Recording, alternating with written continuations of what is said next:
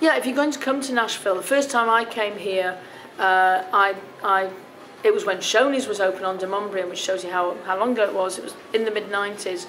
But I'd done some research and I found out about Music Row and that I needed to be around Music Row, and that the Shoney's at the time was great, and there was a restaurant attached and there were industry people went in there. And at that time, I wouldn't have known any of them if I'd tripped up over them. I wouldn't have known who people were. But just in that atmosphere, in Nashville, there's such an energy here. And I've been talking to people, even in the recession, even in the current recession, Nashville might take a bit of a bruise, but there's so much going on here. You've got so many industries here. There's so many people coming into Nashville. And I just, right from the first time I was here, I thought this is where I want to live. There's just an amazing energy about Nashville.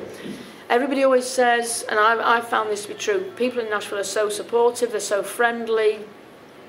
I say, songwriters with no money some guy turns up off a bus because somebody's told him to come to Nashville and he's got nowhere to stay and he's got no money. Somebody who's got barely any money themselves will give them $10 to go get a cup of coffee.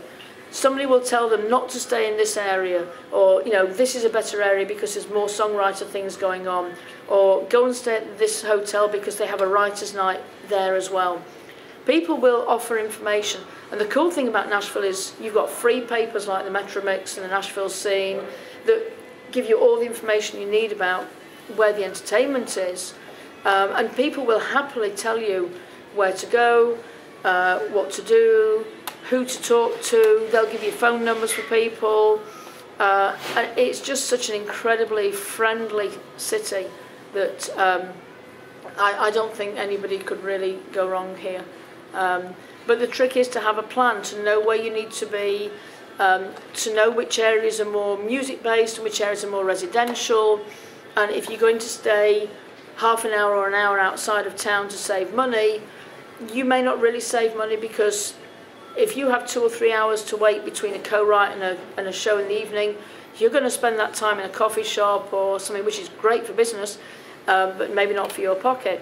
So plan, talk to people, call the NSAI, go on SongU, find people from Nashville, find an NSAI chapter in your area, and find people who've been to Nashville.